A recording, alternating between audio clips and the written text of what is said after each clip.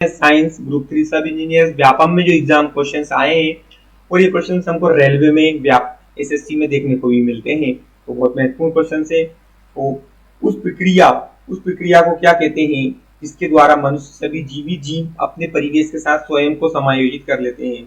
सभी जीवित जीव और मनुष्य अपने स्वयं के परिवेश के साथ स्वयं को समायोजित कर लेते हैं। अनुकूलन, एडेप्टेशंस, किसी भी मौसम में किसी भी जीव का ढल जाना, उस प्रक्रिया को कहा जाता है अनुकूलन या एडेप्टेशंस। उस प्रक्रिया को अनुकूलन एडेप्टेशन कहते हैं जिसके द्वारा सभी जीवित जीव अपने परिवेश के साथ स्वयं को और मनुष्य स्वयं को समायोजित कर लेते हैं। यह प्रक्रिया जीवों को उनके पर्यावरण में बेहतर ढंग से जीवित रहने और प्रजनन करने में मदद करती है। प्रजनन और जीवन बेहतर ढंग से जीवित रहने और प्रजनन करने में मदद करती है एडेप्टेशंस, अनुकूलन। जैसे गर्मी का मौसम आया तो उसके अनुकूल हो जाना, सर्दी हुई तो सर्दी के अनुकूल हो जाना, इस प्रक्रिया को कहा जाता है एडेप्टेशंस। इसे भी जीवित जीव और मनुष्यों में एक प्रक्रिया होती है ताकि वे अच्छी से रह सकें और उनमें प्रजनन क्षमता बनी रहे। विस्तार से अनुकूलन क्या है? अनुकूलन का अर्थ किसी जीव के शरीर या व्यवहार में परिवर्तन होता है जो उसे अपने पर्यावरण में बेहतर ढंग से जीने में मदद करता है। यह परिवर्तन धीरे धीरे प्राकृतिक चयन के माध्यम से होता है। प्राकृतिक चयन के माध्यम से जब जीव अपने पर्यावरण के अनुकूल होते हैं वे बेहतर जीवित रहते हैं और प्रजनन करते हैं, जो जिनमें एडेप्टेशन या अनुकूलन प्रक्रिया अच्छी होती है, जो मौसम के अनुसार अपने शरीर को उस प्रकार से ढाल लेते हैं या उसको सहन कर लेते हैं, वो होता है अनुकूलन प्रक्रिया जीवों में। और जो इस चीज को अनुकूल मौसम के हिसाब से जो जीव हो जाता है वो उनका जीवन अच्छा होता है और उनकी प्रजनन क्षमता अच्छी होती है। उनकी विशेषताओं को अगली पीढ़ी में ले जाया जाता है। अनुकूलन के उदाहरण, भोजन के लिए अनुकूलन, जैसे कि कुछ जानवरों को लंबी जीभें या मजबूत जबड़े होते हैं जो उन्हें भोजन प्राप्त करने में मदद करते हैं, ये अनुकूलन के उदाहरण है। पर्यावरण के अनुकूलन, कुछ जानवरों को ठंडे या गर्म तापमान में जीवित रहने के लिए मोटी खाल या फर होते हैं, तो वो उनकी अनुकूलन प्रक्रिया होती है तो अपने आप को उस प्रकार से ढाल कर रखते हैं। ये दोनों चीज उत्पन्न हो जाती है मौसम के हिसाब से। व्यवहार के अनुकूल, कुछ जानवरों को एक निश्चित क्षेत्र के में रहने के लिए सामाजिक व्यवहार होता है, जैसे कि कुत्ता, तोता, कबूतर।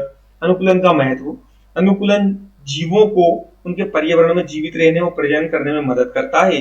यह विभिन्न प्रकार के जीवों को विकास को बढ़ावा देता है, पृथ्वी पर जीवन को विविधता को बनाए रखता है। अनुकूलन और विकास, अनुकूलन विकास की एक महत्वपूर्ण प्रक्रिया है। जैसे जैसे जीव विकसित होते हैं वे अपने पर्यावरण के अनुकूल अधिक होते जाते हैं। यह प्रक्रिया लाखों सालों में घटित होती है जिससे जीवों में विभिन्न प्रकार के अनुकूलन विकसित होते हैं।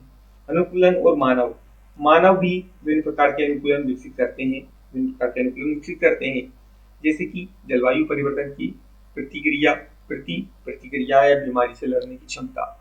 कोई भी तकलीफ या बुखार आ जाता है तो मनुष्य का शरीर अपने आप एंटीबैक्टीरिया उत्सर्जित करता है बॉडी में ताकि वो बीमारी से, उस कीटाणुओं से लड़ सके।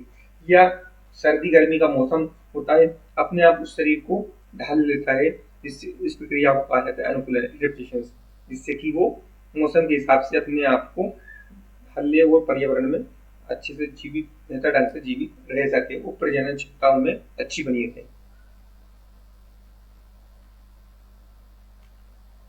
क्वेश्चन 57 है हमारा, बायोडिग्रेडेबल कचरे के लिए कौन सी विधि का उपयोग किया जाता है? बायोडिग्रेडेबल कचरे के लिए कौन सी विधि का उपयोग किया जाता है जिसे उपयोगी खाद में प्रभावी रूप से परिवर्तित किया जा सकता है? खाद, तो उसमें खाद विधि का प्रयोग किया जाता है। बायोडिग्रेडेबल कचरे को उपयोगी खाद में परिवर्तित करने के लिए खाद बनाने कंपोस्टिंग की विधि, कंपोस्टिंग विधि कहा जाता है, जिसे विधि का उपयोग किया जाता है। यह एक ऐसी प्रक्रिया है जिसमें सूक्ष्म जीव कार्बनिक पदार्थों को तोड़ते हैं, सूक्ष्म जीव कार्बनिक पदार्थों को तोड़ते हैं जिससे वे खाद में परिवर्तित हो जाते हैं, जो पोषक तत्वों से भरपूर मिट्टी कंडीशनर होता है। उस विधि को कंपोस्टिंग विधि कहते हैं, जिसमें कचरे का उपयोग कर प्रभावी रूप से खाद तैयार किया जाता है। बायोडिग्रेडेबल कचरे का कंपोस्टिंग विधि को उपयोग किया जाता है जिससे खाद में प्रभावी रूप से परिवर्तित किया जा सके। खाद बनाने की प्रक्रिया, खाद बनाने की प्रक्रिया में बायोडिग्रेडेबल कचरे को एक साथ जमा किया जाता है। क्या होता है इसमें, एक साथ कचरे को जमा कर लिया, जैसे कि रसोई के कचरे, सूखे पत्ते, घास के टुकड़े, और इसे एक कंपोस्ट बिन या ढेर में रखा जाता है। पूरे सभी को एक ढेर में रख लिया जाता है। सूक्ष्मजीव इस कचरे को तोड़ते हैं, छोटे छोटे केंचुए इसे इसमें छोड़ दिए जाते हैं, और जीव होते हैं उसको तोड़ते हैं, जिससे कि पोषक तत्वों से भरपूर मिट्टी बनती है। खाद बनाने के लिए आप घर पर खाद बिन या ढेर बना सकते हैं, या एक सरल प्रभावी तरीका है बायोडिग्रेडेबल कचरे का पुनर्चक्रण करने का और पोषक तत्वों को भरपूर मिट्टी बनाने का। खाद बनाना, बायो खाद कैसे बनाया जाता है, बायोडिग्रेडेबल कचरे को रिसाइकल बिन करने का एक सरल और प्रभावी तरीका होता है खाद बनाना। यह जैविक कचरे को पोषक तत्वों से भरपूर मिट्टी में बदल देता है। पुनर्चक्रण कुछ जैवनिकीकरण करणीय अपशिष्टों जैसे कागज को नए उत्पादों में पुनर्चक्रित करना किया जा सकता है। बायोगैस उत्पादन या अपशिष्ट को ऊर्जा में बदलने की एक अधिक उन्नत विधि होती है बायोगैस उत्पादन।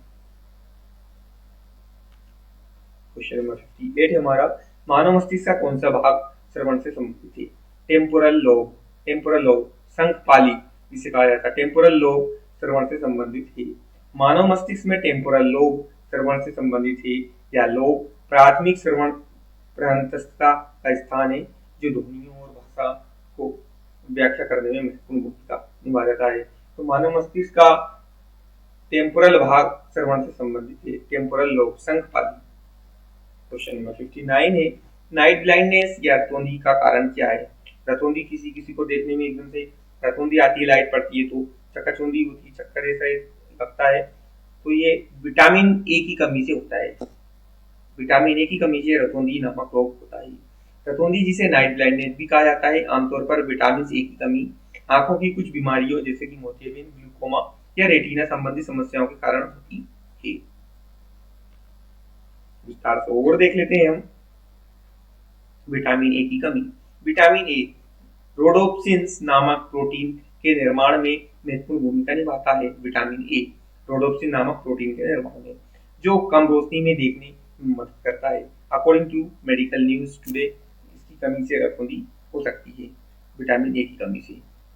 आंखों की बीमारियां, मोतियाबिंद ये बीमारी है, ग्लूकोमा, रेटिनाइटिस पिगमेंटोसा और अन्य नेत्र संबंधी बीमारियों रतौंधी का कारण बन सकती थी। रेटिना संबंधी समस्याएं, रेटिना में होने वाली कुछ समस्याएं जैसे कि रेटिना का विकृत या क्षति, उसका खराब हो जाना, टूटना, या कम रोशनी में देखने की क्षमता को कम कर सकती है। रेटिना संबंधी समस्याएं होती हैं। अन्य कुछ कारण है, कुछ मामलों में रतौंधी जन्मजात भी होती है।